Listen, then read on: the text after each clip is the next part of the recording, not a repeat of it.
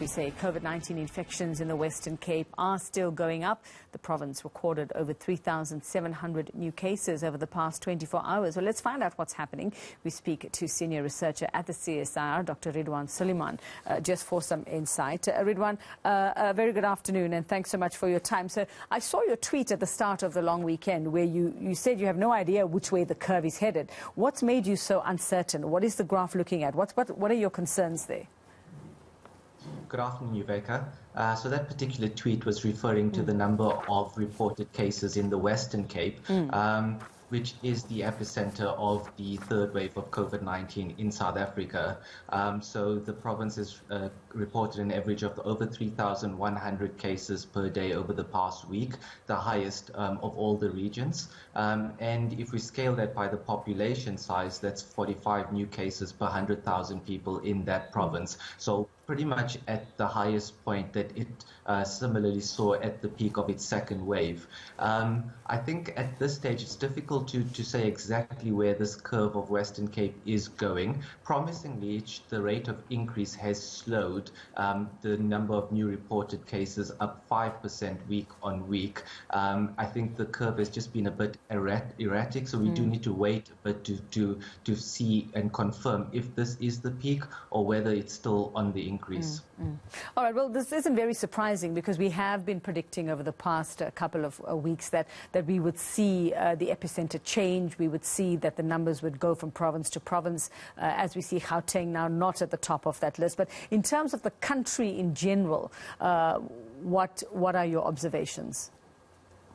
So nationally, we're still on a promising decline across all indicators, and this is hopeful. However, we do need to look at those national numbers with some caution because it masks the fact that the inland provinces are on a different trajectory compared to the coastal provinces. So the rate of decline in all of the indicators that we're seeing nationally has slowed and certainly not declining as fast as we saw post previous peaks. And this is due to the decrease or a decrease in the contribution from Gauteng and its neighboring inland provinces, which are all on the decline, but a greater contribution from the coastal provinces, which are still very much on the increase. So just a quick look at the numbers. Nationally, the number of reported infections over the past week, we've had an average of just over 10,800 cases per day and a decline of 4% week on week.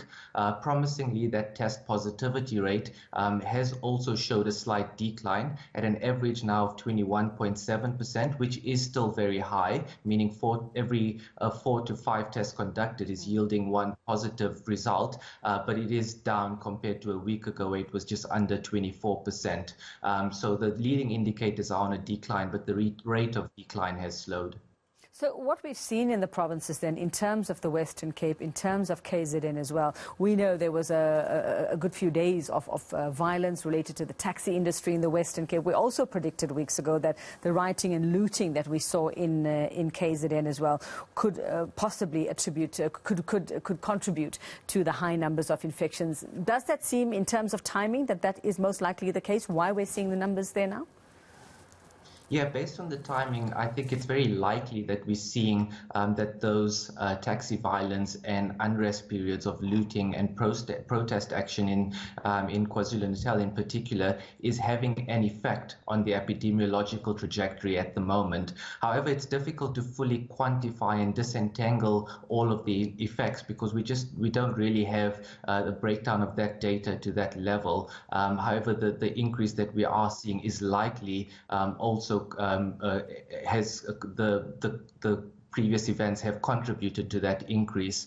So in KwaZulu-Natal, I think this is probably of most concern. Currently, the number of new infections are still very much on the rise, up 28% week on week, and there's certainly no sign of any decline in that province. So I think that's probably one to be most concerned of and to watch for the next few weeks. So ordinarily, though, Ridwaan, we would have thought that with the vaccination program sort of gaining pace and we see more and more people going out to get vaccinated, that we actually would see the numbers start to drop and stay low. We had a couple of days where we saw numbers, that looked very, very encouraging. And then again, we were way up above 10,000 in a 24-hour reporting period. So, what are those numbers telling us? What are we attributing that to? I think it's just pretty much the timing of this third wave, which primarily due to the Delta variant, which has been most responsible for most of infections in this third wave. And we know it is highly transmissible, almost twice as transmissible as the previous dominant variant, the Beta variant. Yeah. I think it's just the timing. In Gauteng and the inland provinces, we saw a surge over the previous weeks. And now with those provinces on the decline, we're now seeing a substantial increase in the coastal provinces. And that's in terms of the number of reported infections. We know that the coastal provinces' trajectory is about 3 to 5 weeks behind Gauteng. So unfortunately, they're yet to still peak. But I think it's more than just cases and test positivity. Hospitalizations are certainly still on the rise in the coastal provinces following the rise in infections. And unfortunately, we're still seeing a significant number of deaths, and particularly in the Western Cape and Kwazulu-Natal, where the number of reported deaths are on the increase. So while the vaccination rollout has sped up over the past number of weeks, I think the proportion of the total population that is fully vaccinated is still quite low to have any significant effect on any of the epidemiological indicators just yet. Well, if I can ask you to sort of gaze into a crystal ball, maybe give us a bit of a forecast for the weeks to come, Ridwaan, especially you did send out a plea for the long weekend in that tweet as well, saying please be careful over this long weekend. We know a lot of people most likely having headed off to KZN and Cape Town as well. What are we likely to see? What would be the expectations after this long weekend?